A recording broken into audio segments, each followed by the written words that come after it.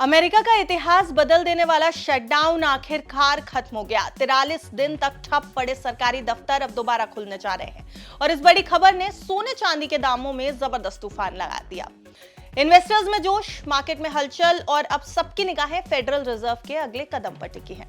नमस्कार, आप देख रहे हैं बिस्तक। मैं हूं आपके साथ अरुणिमा द्विवेदी। सोने चांदी के इस एपिसोड में आप सबका बहुत स्वागत है। अमेरिका में 43 दिन से चला आ रहा ऐतिहासिक सरकारी शटडाउन आखिरकार खत्म हो गया। राष्ट्रपति डोनाल्ड ट्रंप ने फंडिंग बिल पर साइन कर दिए हैं, जिससे अब सरकारी कामकाज दोबारा शुरू हो पाएंगे।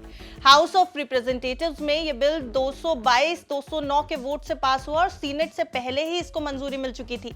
यह अमेरिका के इतिहास का सबसे लंबा शटडाउन रहा, जिसने लाखों कर्मचारियों को वेतन से वंचित रखा और कई जरूरी सरकारी सेवाएं ठप हो गई। अब कुछ हफ्तों बाद बजट को लेकर फिर से चर्चा होगी और टकराव भी संभव है, लेकिन इस पूरी खबर में राहत ये रही कि इसका असर सिर्फ अमेरिका पर नहीं बल्कि पूरी दुनिया के बाजारों पर दिखा।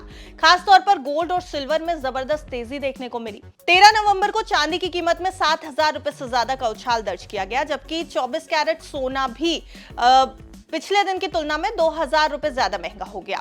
IBJA के मुताबिक 12 नवंबर को 22 कैरेट सोना 1,13,504 रुपए प्रति 10 ग्राम था, जो 13 नवंबर को बढ़कर 1,15,000 रुपए प्रति 10 ग्राम पहुंच गया। ग्लोबल लेवल पर निवेशकों के सेंटिमेंट में सुधार देखने को मिल रहा है। अमेरिकी शटडाउन खत्म होने से बाजार को राहत मिली है, क्योंकि अब रुकी हुई आर्थिक रिपोर्ट्स जैसे कि इन्फ्लेशन और रोजगार के आंकड़े जारी हो सकेंगे।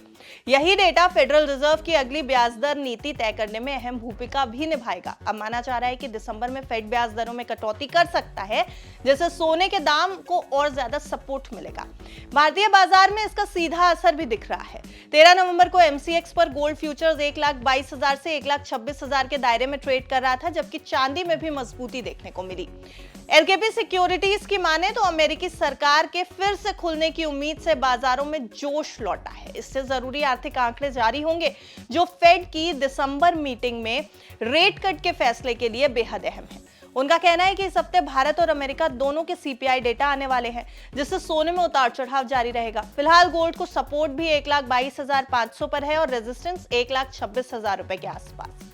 ऑगमेंट के research head doctor Anisha Chinani की माने तो शटडाउन खत्म होने से बाजार को राहत जरूर मिली, लेकिन अमेरिकी अर्थव्यवस्था की मूल समस्याएं अभी भी बनी हुई हैं।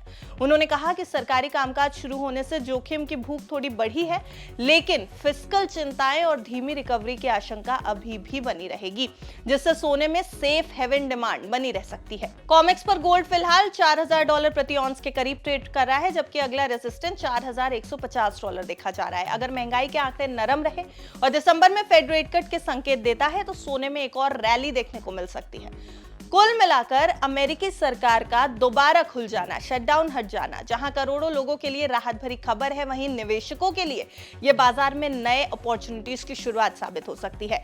सोने चांदी जैसे एसेट क्लास की बढ़ती चमक को लेकर ग्लोबल इकोनॉमी की नई दिशा तक अब नजरें फेड के ऊपर टिकी हुई हैं।